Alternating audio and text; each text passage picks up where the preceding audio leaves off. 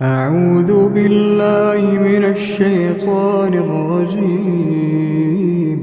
بسم الله الرحمن الرحيم.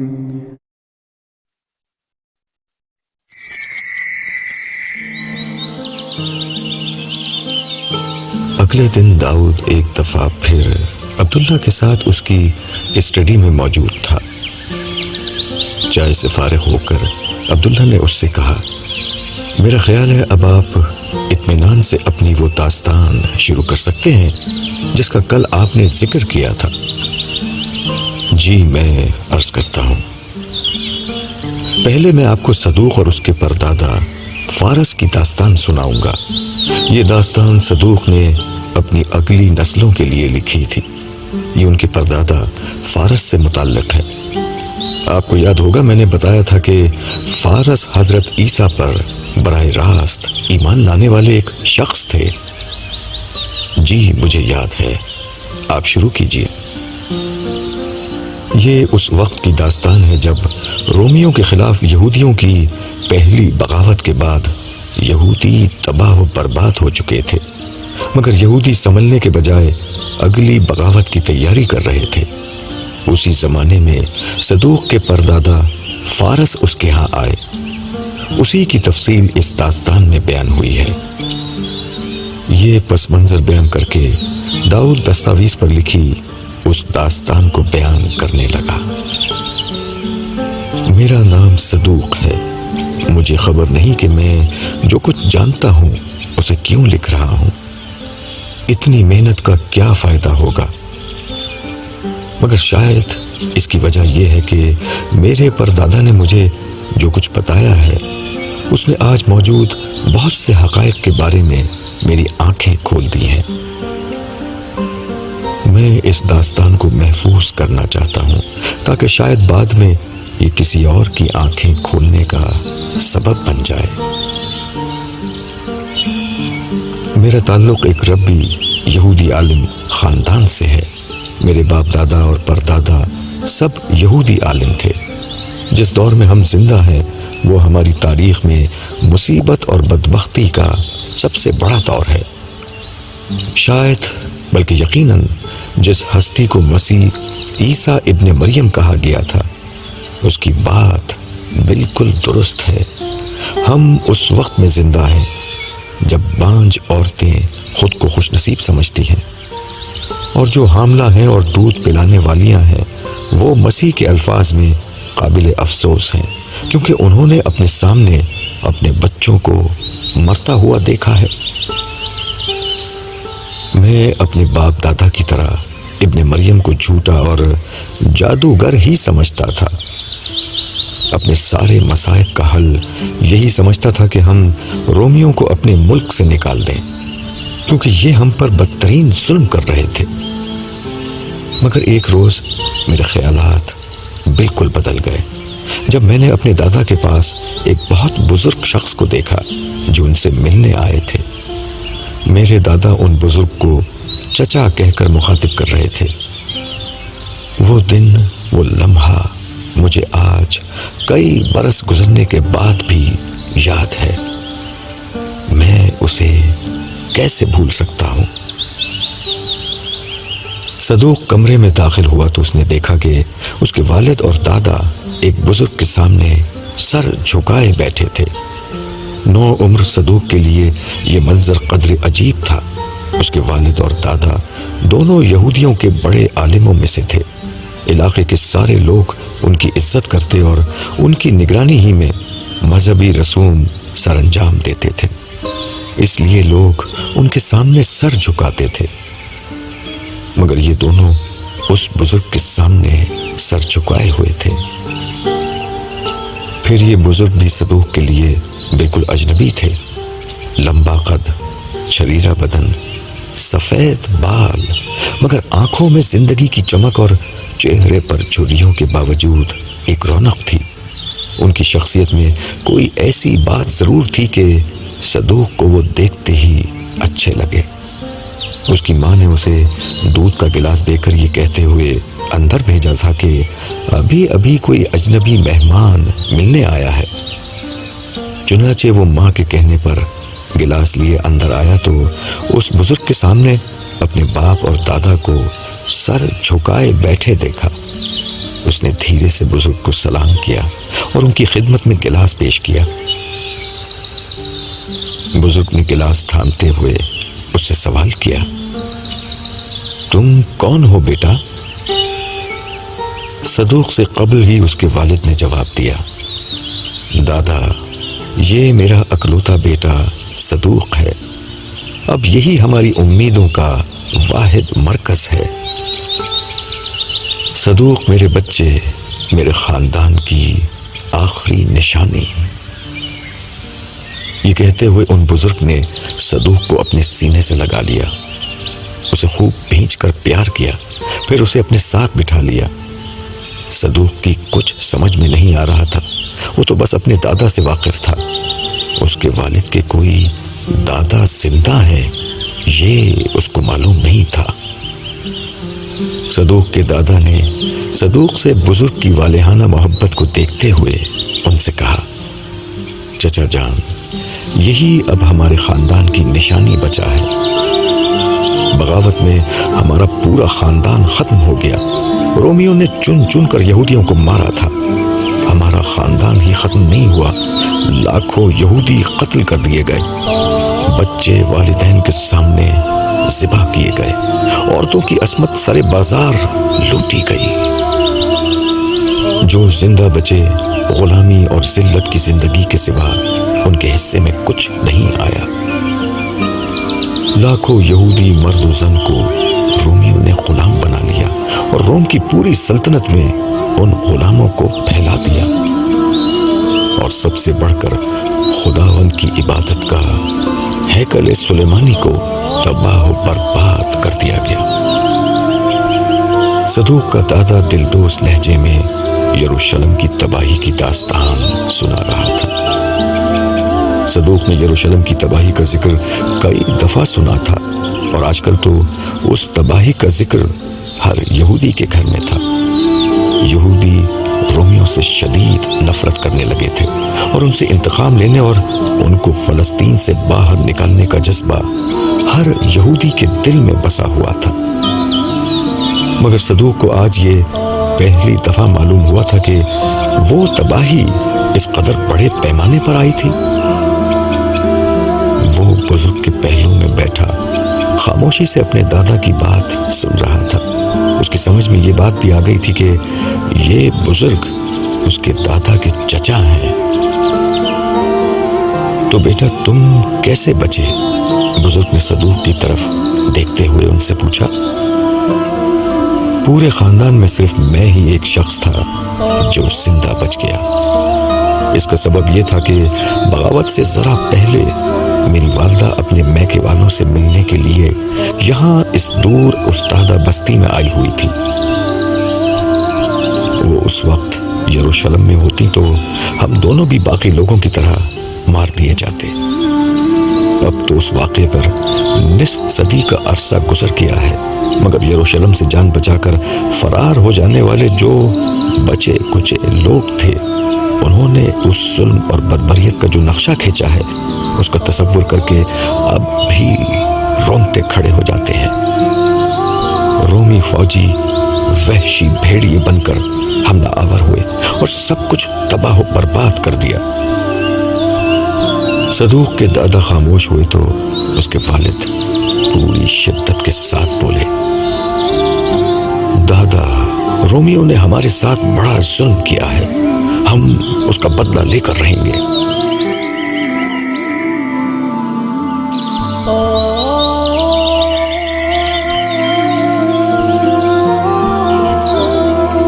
بزرگ نے صدوق کے سر پر دھیرے سے ہاتھ رکھا اور اس کے والد کو دیکھتے ہوئے دھیمے لہجے میں کہا، بیٹا تم انتقام کیا لوگے؟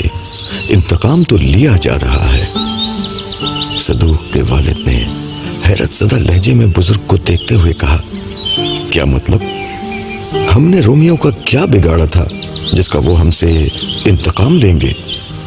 انہوں نے باہر سے آ کر ہمارے ملک پر قبضہ کیا، یونانی اور رومی تہذیب اور نظام کو ہم پر مسلط کیا، ہماری ریاستوں کو باج گزار بنا لیا، اپنے مسلط کردہ حاکموں کے ذریعے سے ہمیں غلام بنایا، ہم پر انتہائی ظالمانہ ٹیکس لگائے، باہر سے آئی ہوئی یونانی اقلیت کو ہم پر ترجیح دی، ان کے ذریعے سے ہم پر فسادات مسلط کرائے گئے، مقدس ہیکل کو لوٹا گیا، ہزاروں یہودیوں کو قتل کیا گیا۔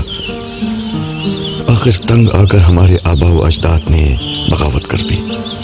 اس کے بعد رومی سلطنت نے اپنی پوری طاقت سے ہم پر حملہ کر دیا اور یروشلم کو برباد کر کے رکھ دیا۔ پچھلے 50 برسوں سے ہم کچلے جا رہے ہیں، پھر بھی آپ کہہ رہے ہیں کہ ہم سے انتقام لیا جا رہا ہے۔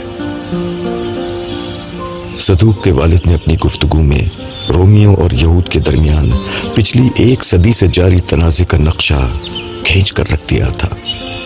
بزرگ تحمل سے اس کی بات سنتے رہے اور پھر بولے، میں نے یہ نہیں کہا کہ انتقام رومی لے رہے ہیں، رومی تو استعمال ہو رہے ہیں، انتقام تو خدا لے رہا ہے۔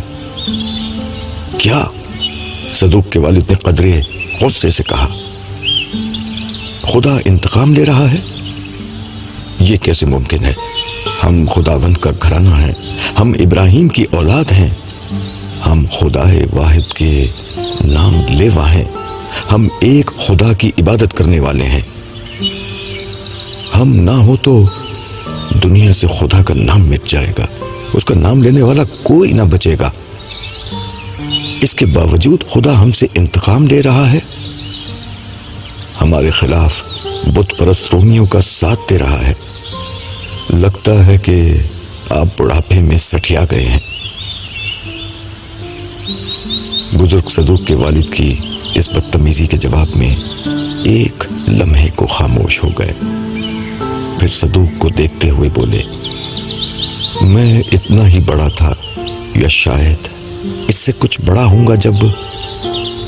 وہ ایک لمحے کو رکے اور صدوق کے دادا کی طرف نظر کرتے ہوئے افسردہ لہجے میں بولے، تمہارے دادا اور میرے والد کو مخاطب کر کے مسیح ناصری نے یہ کہا تھا کہ تم ابراہیم کی اولاد ہونے پر فخر مت کرو، میرا رب چاہے تو پتھروں سے ابراہیم کے لیے اولاد پیدا کر سکتا ہے۔ تو آپ اس جادوگر سے واقف ہیں جو بدروحوں کی مدد سے کرشمے دکھاتا تھا اور عوام الناس کو بے وقوف بنا کر ہمارے مذہب اور روایات سے بھڑکاتا تھا۔ اس وقت ہمیں رومیوں کے خلاف یہودیوں کے اتحاد کی کتنی ضرورت تھی، مگر اس جھوٹے نبی نے عوام کو گمراہ کر دیا۔ کتنے معصوم یہودی اس سے متاثر ہو کر ہم سے کٹ چکے ہیں۔ کہیں آپ بھی تو؟ صدوق کے دادا نے اپنی بات کو ادھورا چھوڑ دیا، مگر اس کی آنکھوں میں وسوسے کے ناک لہرانے لگے کہ کچھ دیر قبل گھر آنے والے جس بزرگ کو وہ اپنے پرکھوں میں سے سمجھ کر سر آنکھوں پر بٹھا رہے تھے، وہ ایک بھٹکا ہوا شخص تھا اور کچھ نہیں۔ ہاں، میں ان خوش نصیبوں میں سے ہوں جنہوں نے اللہ کے اس عظیم پیغمبر عیسیٰ علیہ السلام کو دیکھا اور اس پر ایمان لے آئے۔ تو آپ ان بھٹکے ہوئے لوگوں میں سے ہیں جن کی وجہ سے یہودیوں کی قوت تقسیم ہوئی۔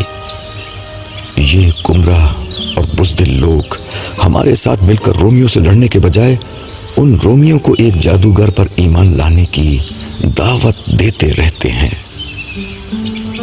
صدوق کے والد نے طنزیہ انداز میں کہا، اپنے لہجے کو درست کرو۔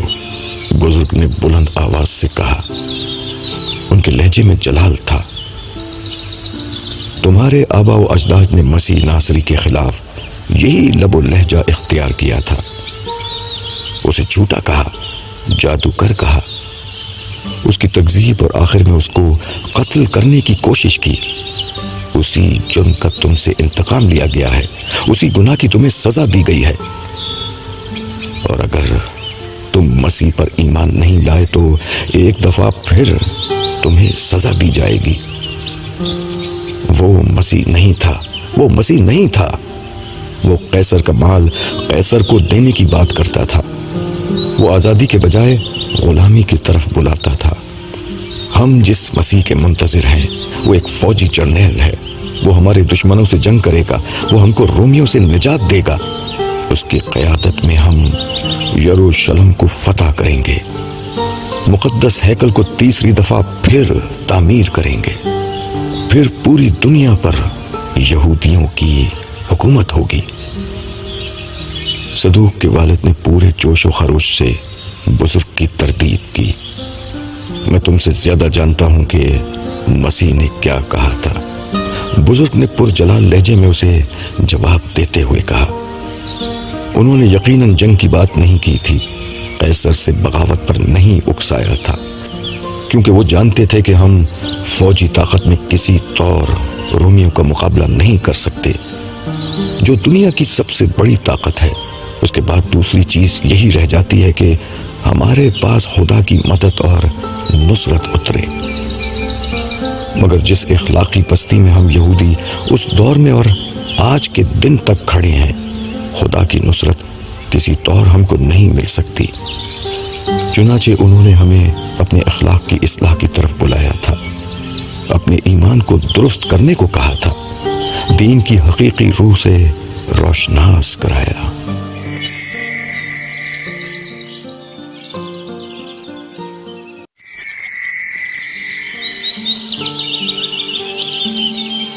چچا، آپ کس ایمان اور کس حقیقی روح کی بات کر رہے ہیں؟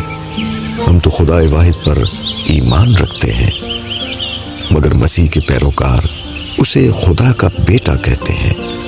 کیا یہی وہ ایمان ہے جس کی آپ ہمیں دعوت دے رہے ہیں؟ صدوق کے دادا نے بزرگ سے سوال کیا۔ نہیں بیٹا، یہ مسیح کی دعوت ہرگز نہ تھی۔ وہ تو ایک خدا پر ایمان کی دعوت دیتے تھے۔ وہ خود کو اللہ کا بیٹا نہیں، اللہ کا پیغمبر کہتے تھے۔ وہ تو بعض نادانوں نے ان کے معجزات دیکھ کر ان کی طرف ایک غلط بات منسوب کر دی تھی، جس کی تردید کے لیے انہوں نے اپنے حواریوں کے ذریعے سے وہ سارے معجزات ظاہر کروا کر یہ واضح کر دیا کہ یہ ان کا نہیں، اللہ کا کام ہے۔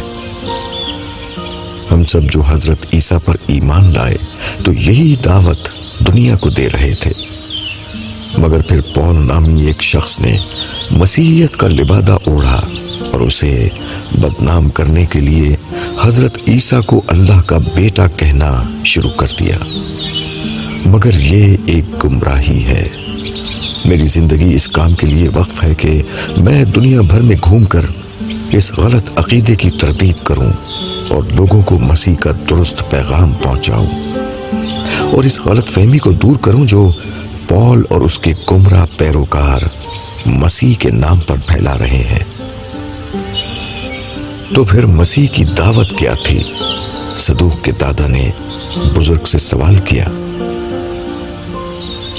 مسیح کی دعوت وہی تھی جو سارے انبیاء کی دعوت تھی، ایک اللہ پر ایمان لانے کی دعوت۔ مگر ہم تو اللہ کو ایک مانتے ہیں۔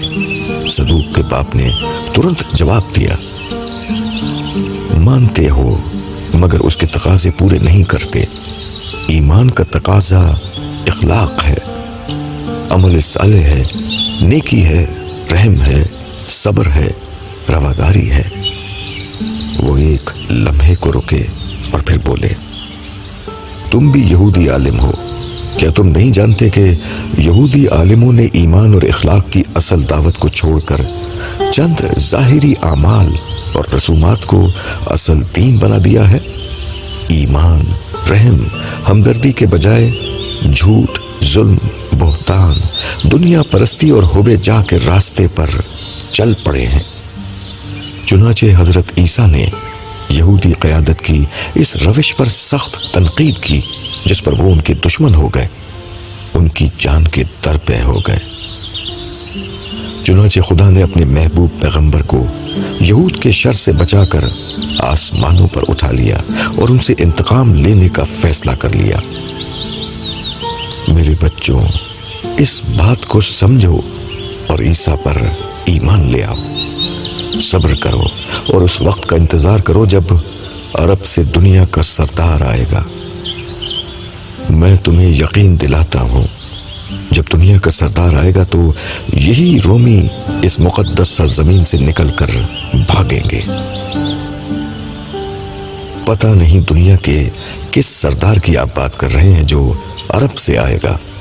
عرب میں تو اجڑ اور گنوار صحرائی لوگ رہتے ہیں، ان کو دنیا کی کیا خبر۔ رہے رومی تو وہ اب اس سرزمین سے ضرور بھاگیں گے۔ برکوخبا کی شکل میں ہمارا مسیح آ گیا ہے، ہمیں اپنا مسیح مل چکا ہے۔ ہم اس کی قیادت میں رومیوں سے لڑیں گے اور ان کو شکست دے کر یہاں سے نکال دیں گے۔ میرے بچوں، یہ غلط فہمی دل سے نکال دو۔ مسیح نے میرے سامنے کھڑے ہو کر یہ بتایا تھا کہ یروشلم تباہ ہو جائے گا، فوجیں اسے گھیر لیں گی۔ میں تمہیں یقین دلاتا ہوں پیغمبر کی بات غلط نہیں ہو سکتی۔ تم لوگوں نے نصف صدی پہلے بھی بغاوت کی تھی اور اس کے بعد آنے والی تباہی دیکھ لی۔ اب کرو گے تو پھر وہی نتیجہ نکلے گا۔ اب وہ نتیجہ نہیں نکلے گا۔ اب ہمارے ساتھ مسیح ہے، ہم ارد گرد کے سارے علاقے پر قابض ہو چکے ہیں۔ تھوڑے ہی عرصے میں یروشلم پر ہمارا قبضہ ہوگا۔ صدوق کے والد نے پورے اعتماد کے ساتھ کہا۔ اس کے اعتماد پر فارس نے نرمی سے اسے سمجھانا شروع کر دیا۔ میرے بچے، پہلی بات یہ ہے کہ یہ برکوخبا کوئی سیاسی لیڈر ہے جس نے مسیح ہونے کا ناٹک کر لیا ہے۔ اب کوئی مسیح نہیں آئے گا۔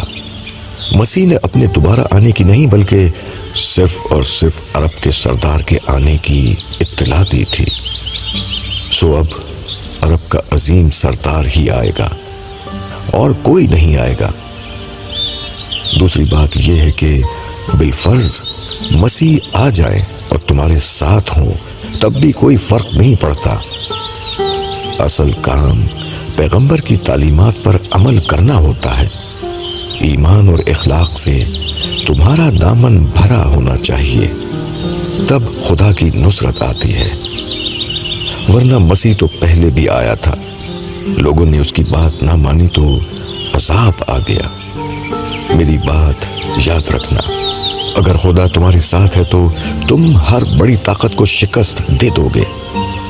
اگر وہ تمہارے ساتھ نہیں، اور یقیناً نہیں ہے کہ تم ایمان و اخلاق سے آج بھی اتنے ہی دور ہو جتنے مسیح کی آمد کے وقت تھے، تو یاد رکھنا رومیو جیسی بڑی طاقت کو استعمال کر کے اللہ تعالیٰ ایسے مجرموں کو سزا دیتے ہیں۔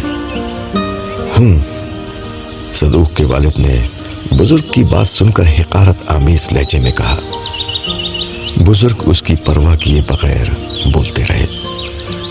تمہیں بغاوت کا بہت شوق ہے، تم شاید نہ جانتے ہو، مگر میں تمہیں بتاتا ہوں کہ یہود کی اس پہلی بغاوت کے بعد جو یہود قیدی بنا کر رومی سلطنت کے مختلف علاقوں میں بھیجے گئے تھے، انہوں نے دوسری دفعہ پھر بغاوت کی تھی، مگر ایک دفعہ پھر بغاوت کچل دی گئی اور لاکھوں یہودی پھر مارے گئے۔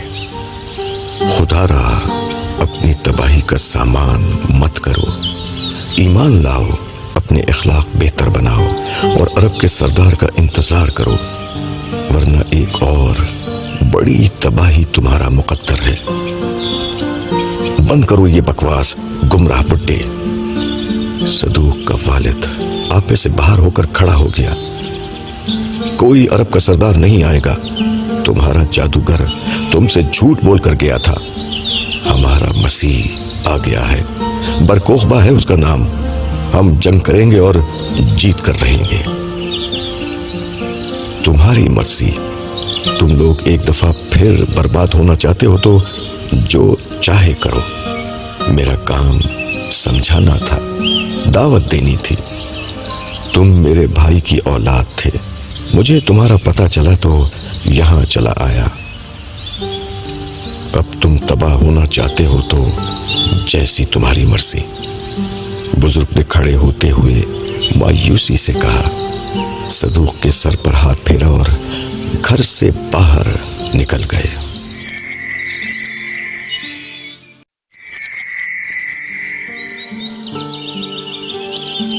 بزرگ چلے گئے، مگر میرے دل میں ان کی باتیں سن کر عجیب احساسات پیدا ہو گئے۔ نہ جانے کیوں میرا دل کہہ رہا تھا کہ وہ ٹھیک ہیں اور میرے والد اور دادا بالکل غلط ہیں۔ میں ان سے نظریں بچا کر گھر سے باہر نکلا اور بستی سے باہر جانے والے راستے پر ان بزرگ کی تلاش میں چل پڑا۔ بستی سے باہر وہ مجھے مل گئے۔ وہ مجھے دیکھ کر بہت خوش ہوئے۔ انہوں نے مجھے بتایا کہ وہ میرے پردادا کے چھوٹے بھائی ہیں۔ ان کا نام فارس تھا۔ وہ ان لوگوں میں سے تھے جو یہودی ربیوں کے خاندان سے ہونے کے باوجود عیسیٰ ابن مریم پر ایمان لے آئے تھے۔ انہوں نے عیسیٰ ابن مریم کے زمانے اور حالات کے بارے میں جو کچھ بتایا، اس نے میری زندگی کو بدل کر رکھ دیا، کیونکہ جو کچھ عیسیٰ ابن مریم نے کہا تھا اور جو میرے پردادا نے مجھے بتایا، وہ حرف بہ حرف پورا ہو چکا ہے۔ مجھے اپنے دادا کی بات پر اس وقت بھی یقین آ گیا تھا جب انہوں نے عیسیٰ ابن مریم کی زندگی کے واقعات اور پیش گوئیاں مجھے سنائی تھیں۔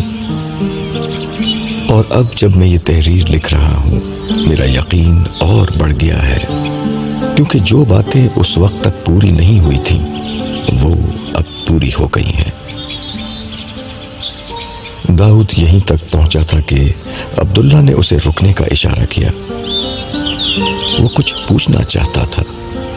داؤد، یہ سب بہت دلچسپ اور اہم ہے، مگر کیا آپ بتا سکتے ہیں کہ یہ گفتگو متعین طور پر کس زمانے میں ہو رہی ہے؟ میں چاہتا ہوں کہ تاریخی طور پر بھی میں واضح رہوں۔ جی، آپ کا سوال درست ہے۔ میرے لیے بھی یہ بات بہت اہم تھی کہ اس میں کس وقت اور زمانے کا حوالہ دیا جا رہا ہے۔ جیسا کہ میں نے کچھ دیر پہلے بتایا تھا کہ حضرت عیسیٰ کے بعد یہود نے رومیوں کے خلاف ایک زبردست بغاوت کی تھی۔ جی ہاں، مجھے معلوم ہے۔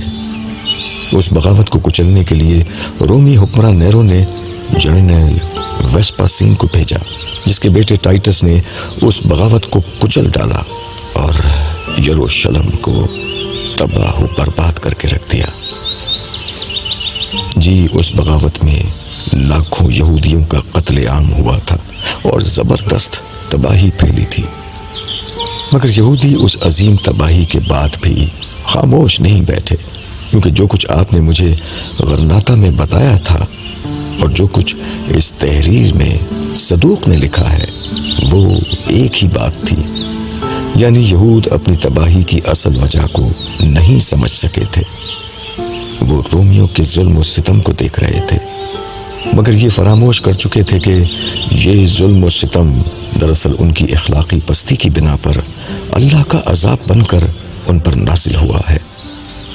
یہود بغاوت اور جنگ کو نجات کا راستہ سمجھ رہے تھے، مگر سمجھانے والے ان کو یہ سمجھا رہے تھے کہ نجات کا راستہ ایمان اور اخلاق کے راستے کو اختیار کرنا ہے۔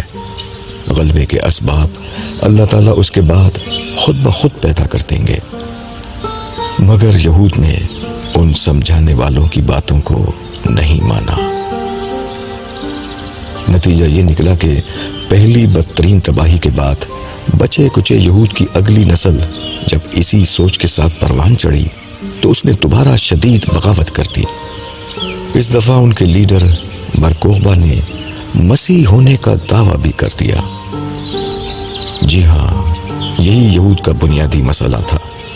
عبداللہ نے اس کی تائید کرتے ہوئے کہا، انہوں نے حضرت عیسیٰ کا انکار اسی وجہ سے کیا تھا کہ وہ جس مسیح کا صدیوں سے انتظار کر رہے تھے، ان کا نقشہ ان کے ذہن میں یہ تھا کہ وہ ایک فوجی جرنیل ہوگا جو رومیوں سے لڑ کر ان کو غلبہ اور اقتدار دلائے گا۔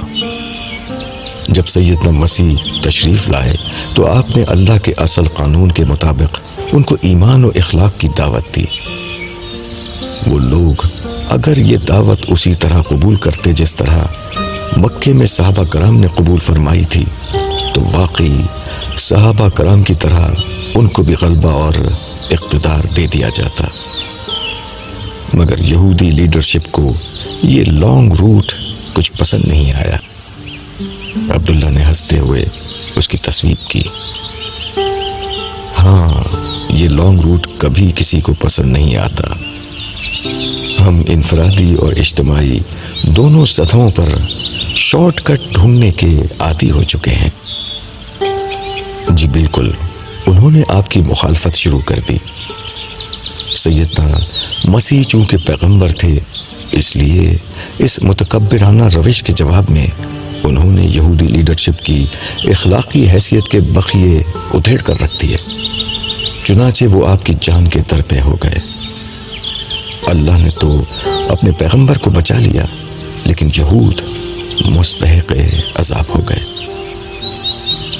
جی ہاں، یہ عذاب جیسا کہ حضرت عیسیٰ نے پیش گوئی کرتی تھی، یروشلم کی تباہی کا سبب بن گیا، مگر یہود ابھی بھی اصلاح پر تیار نہیں ہوئے۔ چنانچہ جس زمانے کا صدوق ذکر کر رہا ہے، اس زمانے میں ان کی اگلی نسل اپنی اصلاح کرنے کے بجائے بغاوت پر تیار ہو گئی۔ برکوخبہ کی شکل میں ایک لیڈر ان کو مل گیا۔ جس زمانے میں صدوق کو اس کے دادا کے چچا ملے، وہ وہی زمانہ تھا جب برکوخبہ کی بغاوت شروع ہو چکی تھی اور ابتدا میں کئی علاقوں پر ان کا قبضہ ہو چکا تھا، اور یہود کو یقین ہو گیا تھا کہ یہی وہ مسیح ہے جو ان کو رومیوں سے نجات دے گا۔ مگر صدوق کے پردادا نے اسے بتایا تھا کہ یہ بغاوت ایک اور بڑی تباہی پر ختم ہوگی، کیونکہ حضرت عیسیٰ اللہ تعالیٰ کا فیصلہ سنا کر رخصت ہوئے ہیں۔ ایمان و اخلاق کے بغیر کوئی غلبہ ممکن نہیں ہے۔ چنانچہ بعد میں ان کی بات بالکل درست ثابت ہوئی، اور اس بغاوت کے بعد بچے کچے یہود کو مکمل طور پر فلسطین سے نکال دیا گیا، اور ذلت اور رسوائی ان پر مسلط ہو گئی۔ چنانچہ اسی جلا وطنی کے عالم میں صدوق نے یہ ساری داستان لکھی، جو بعد میں نسل در نسل آگے منتقل ہوتی رہی، یہاں تک کہ 7ویں صدی میں آخری شخص نے اس میں اضافہ کیا، اور پھر ان کو ان غاروں میں محفوظ کر دیا جہاں سے میں نے ان کو دریافت کیا تھا۔ چلیے پھر آگے کی داستان سنائیے۔ عبداللہ نے پرشوق انداز میں کہا۔ وہ یہ داستان سننے کے لیے بے چین تھا۔ کیا بہتر نہیں ہوگا کہ ہم باقی بات کل کر لیں؟ دراصل سفر کی تھکان یا نہ جانے کس بد احتیاطی کی بنا پر مجھے کچھ بخار محسوس ہو رہا ہے۔ پھر آپ ایسا کیجئے کہ 1-2 دن مکمل آرام کیجئے، میں آپ کو ڈاکٹر کے پاس لے چلتا ہوں۔ نہیں، اس کی ضرورت نہیں، میرے خیال میں آرام سے ٹھیک ہو جائے گا۔ ٹھیک ہے، پھر ہم 1-2 دن میں آپ کے بہتر ہونے کے بعد ملیں گے۔ میں آپ کو ہوٹل چھوڑاتا ہوں۔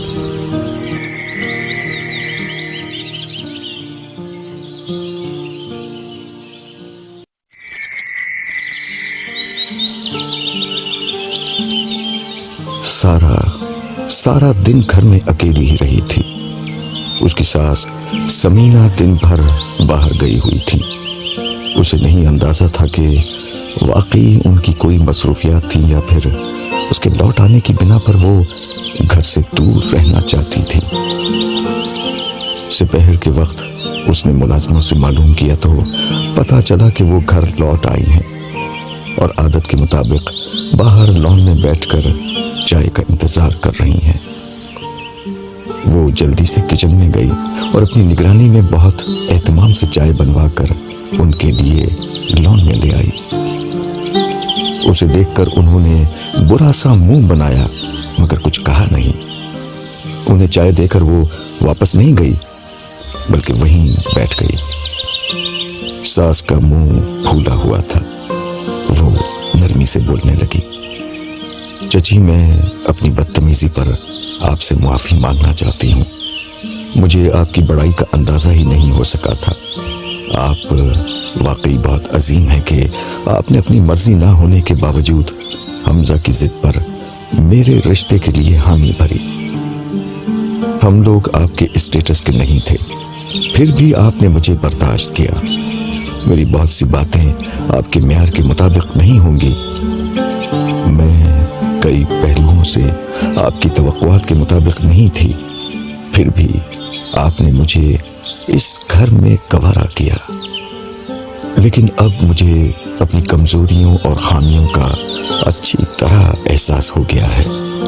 آپ جو غلطی مجھ میں دیکھیں مجھے فوراً ڈانٹ کر میری اصلاح کر دیں. آپ میری ماں ہیں. میں آپ کی کسی بات کا برا نہیں مانوں گی، بلکہ آپ سے سیکھ کر مجھے بہت خوشی ہوگی. میں آپ کو یقین دلاتی ہوں کہ آئندہ کبھی آپ کو کسی قسم کی شکایت کا موقع نہیں ملے گا. سارا یہ کہہ کر خاموش ہو گئی. سمینہ تھوڑی دیر تک خاموش رہی، پھر بولی، یہ ملازم بہت ہٹ حرام ہوتے ہیں. ان پر نظر نہ رکھی جائے تو کوئی کام ٹھیک سے نہیں کرتے. تم اپنی نگرانی میں سارے کام کرایا کرو. جاؤ اور دیکھو یہ کچن میں کیا کر رہے ہیں. آپ بالکل بے فکر رہیں، میں ابھی جاتی ہوں. ایک لمحے کے لیے جھجکی اور پھر بولی، چچی اگر آپ اجازت دیں تو میں گھنٹے بھر کے لیے امی کے ہاں سے ہو کر آ جاؤں. میں انہیں خود جا کر یہ خوشخبری سنانا چاہتی ہوں کہ آپ نے مجھے معاف کر دیا. آج نہیں، کل جانا. ساس نے تحکمانہ انداز میں فیصلہ سنایا تو وہ خوش دلی سے بولی، جیسا آپ کا حکم. سارا یہ کہتی ہوئی فوراً کھڑی ہو گئی. وہ کچن کی سمت جاتے ہوئے سوچ رہی تھی کہ اس نے آخرکار کوڑے مار مار کر چھٹے شخص کو اس گھر سے بھگا ہی دیا. سارا کا فون بجا. اس نے نمبر دیکھا تو اس کی والدہ جمیلہ کا فون تھا. اس نے فون اٹھا کر ان کو سلام کیا. جمیلہ نے چھوٹتے ہی پوچھا، بیٹا تم کیسی ہو؟ سب خیریت ہے؟ صبح تمہارے فون کے بعد سے میں بہت پریشان تھی. نہیں امی، اللہ کا شکر ہے، سب ٹھیک ہو گیا. عبداللہ صاحب کی باتوں پر عمل کر کے میں نے اپنا مسئلہ بڑی حد تک حل کر لیا. اللہ کا شکر ہے. مگر بیٹا ہمارے مسئلے تو ختم نہیں ہو رہے. صبا ایک انتہا پر پہنچی ہے تو سعد اور جنید دوسری انتہا پر پہنچ گئے ہیں. کیا تم نائمہ سے بات کر کے عبداللہ صاحب سے ہماری ایک ملاقات رکھوا سکتی ہو؟